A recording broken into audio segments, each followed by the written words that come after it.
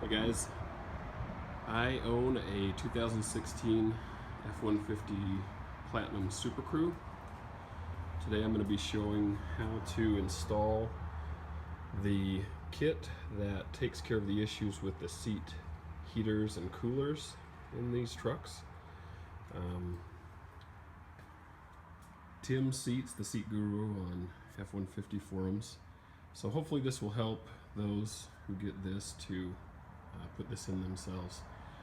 So the issue with the seat heaters and coolers, Ford uses a heat exchange system, and the reason why they don't work very well is because there's not good exhaust or intake for the heat exchanger, so air movement is restricted, and so it doesn't work as well as other versions have in other cars. I've got a 2013 Ford C-Max, and that thing works amazing. I turn the heat seater, I keep saying heat seater, seat heater on, and that thing's so warm, you've got to turn it off after just a little bit. So here's what the kit comes with. I've already done the driver's side, so I only have one set of these that comes in duplicate, but it comes with the exhaust port, which will be separate. It will not be attached to this tube. I already hooked the tube onto this one.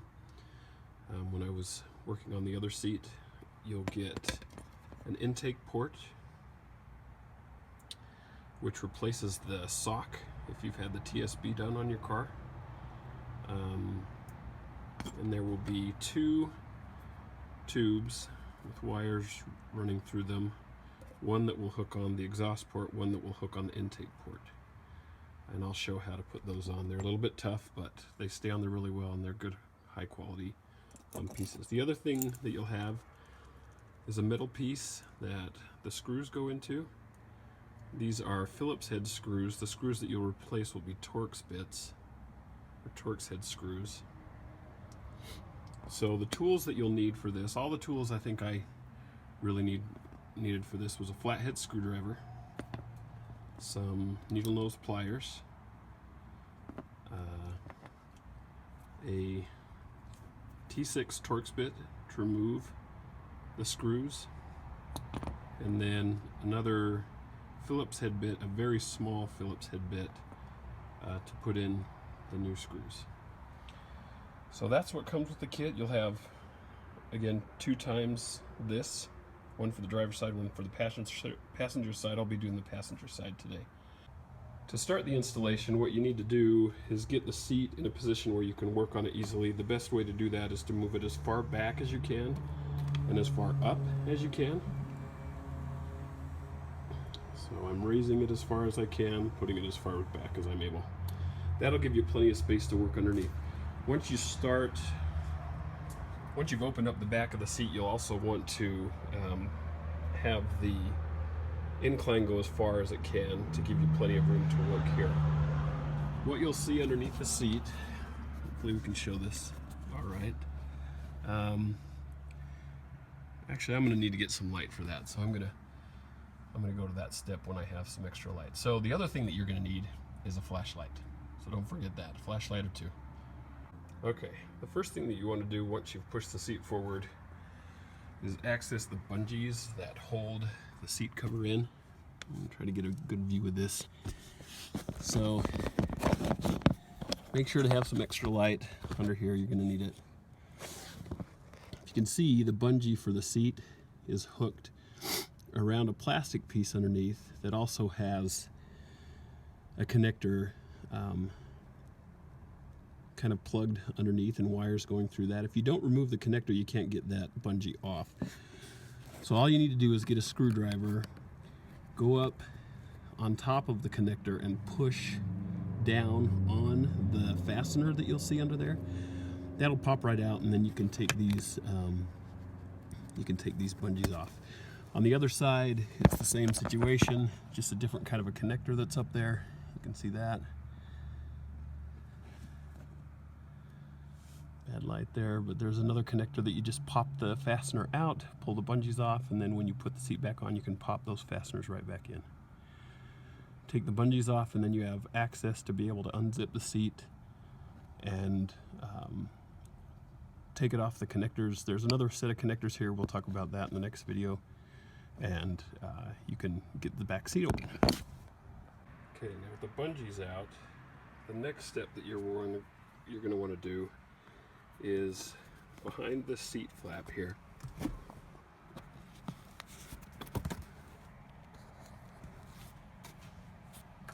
There are some J channels that, that's not good, that hook the seat on. I'd recommend going to the video that Tim has up on his website to see how to get those off. You just do it that way. They're real simple. Okay, once your J channels are unhooked, you want to reach up behind the seat on the bottom and pull out the zipper for the seat. There's also a video of this on Tim's site, and I would recommend you watch that. What you do is you take a pair of needle nose pliers, you grasp onto this end right here, and slowly push up all the way to the shoulder. That'll give you room to work. For me, I'm actually going to do this before I undo the J channel on this side because it gives me a little more room to work. They slide around a bit, and so it's easier for me if I can pull it over. Actually, after these are unzipped, you can, if you have one unhooked, you can actually slide it all the way over and off without having to pry off the J channel. So I'm going to do that next and open up the seat after I get this out of the J channel. Okay, I've got the J channels unhooked and the side unzipped, and this is what your seat will look like as you lift it up. If you've had the TSB done, there's the sock. The exhaust port is right here. The intake port is underneath the sock. And this is what you'll have to work with. The best way to kind of keep this up and out of your ways you do this is I use a bungee. Just bring this up.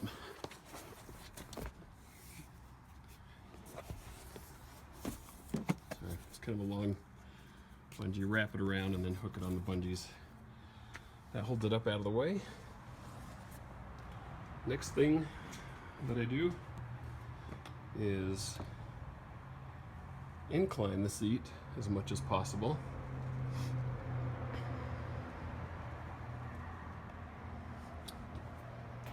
And that will give you a better angle to work. Now that you're set with the back of the seat open, there's a couple of things that you need to do. There's this strap right here that's just a Velcro strap. If you want to, you can open that up, get it out of the way. It's not necessary. What you need to do is you need to remove the sock and the plate that holds the sock on.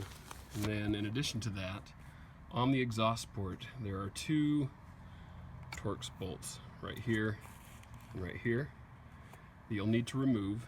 And those will be replaced by the screws that are in the metal pieces. So what you're going to be doing is attaching the exhaust port using those screws into the existing holes right here, and then you'll just feed that tube, the exhaust tube, down the side so it exhausts out the bottom of the seat, so there's no restrictions.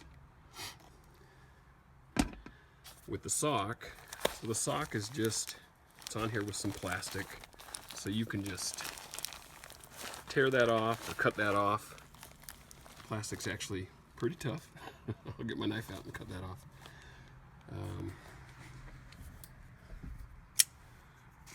So I'll just give it a bit of a stab there. You peel that off. And then you've got this plate here that you have to remove.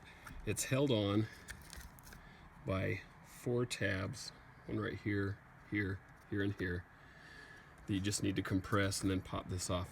The intake piece then will, this side is made to just fit in those clips. You just pop that on there. It just presses on, pops right in. Those clips hold it in. You put the tube on the end of this and then route the tube down so that the intake has clear flow. So that's what I'm going to do next. I'll take pictures of that as well. Okay. Once you're ready to install the exhaust and the intake ports, you want to attach the tubes. There's some instructions online that say attach the tubes afterwards. I think with the old tubes that might have been easier. With the new tubes, it'll be impossible. So what you need to do is the end of all of the ports have little ridges so that it can catch the wires that are in the tube. I won't be able to do this holding my phone, but what you do is you just take this tube and you have to kind of press and then screw it on. And it'll be really difficult at first. You might need to try one end or the other if one's giving you some problems. But once that hooks, you just continue to screw that on until it's snug up to about this point. And once it's there, they're not coming off. They're really securely on. So I'll go ahead and do that now and then show you how to install the intake. Alright, so here's the tube on the intake. Took some good hard twists, but got it on there and it's very secure. This thing is the easiest one to install. As you can see, there are some screw holes here. I believe that if the TSB hasn't been done, those screw holes can actually be used to attach it, but with the TSB, the sock just clips on to these right here. This is, in here is the fan. This intake simply pops right on. Of course, it's giving me some problems. There, just like that. Easy as anything. And then what you want to do is route the tube down so that it has unobstructed airway. This is where the air will come in to feed the system. On the driver's side that I did, I just left it like this, sort of compressed it a little bit, put it behind the seat, behind the J channel here, and then fasten the J channel up behind it. That made for fastening the seat cover a little bit tougher than if I had put it behind the bar. There's my boy riding around on his go-kart. But it works. So either way, there's not a whole lot of room down in here. Again, as people have said, the metal back here is very sharp. I don't know if I can get the angle on this, but sliced my finger up pretty good yesterday doing this. But that's all there is to the intake. It's very, very simple. Set and done, and now on to the exhaust port. So this is the exhaust port. I've already attached the tube, as I said in a previous video. The exhaust port is going to sit right on top of this area here. If you can see on this side, you can't see the port right here. That fits right over that portion of the exhaust port. You use those two screws, feed the tube down the side. The exhaust port comes with a metal plate that fits over the plastic piece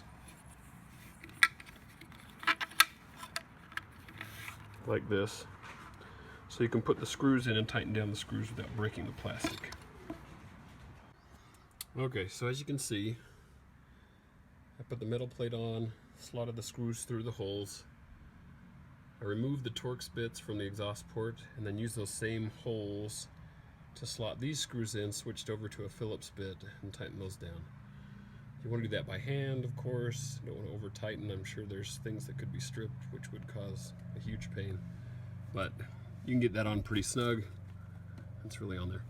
So once that's in, you want to snake this tube behind this portion of the seat. And again, be careful of the metal because it is very sharp.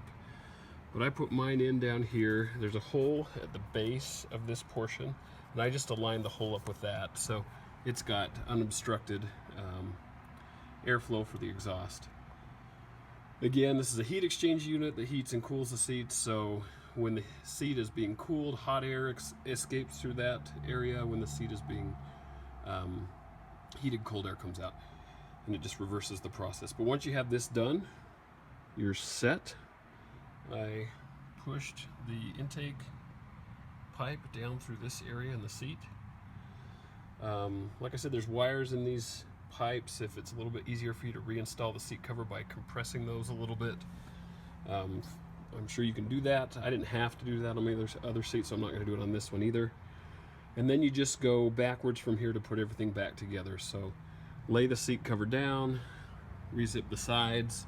Make sure before you zip up the sides you go and look at tips on Tim's site. He suggests a couple of things. Well, what he suggests is to use a wire through the zipper pull and then pull with the pliers down. You want to go slowly because I think you could pop the stitches pretty easily. This is how high the zipper is. You can see it right there. I didn't use a wire for mine.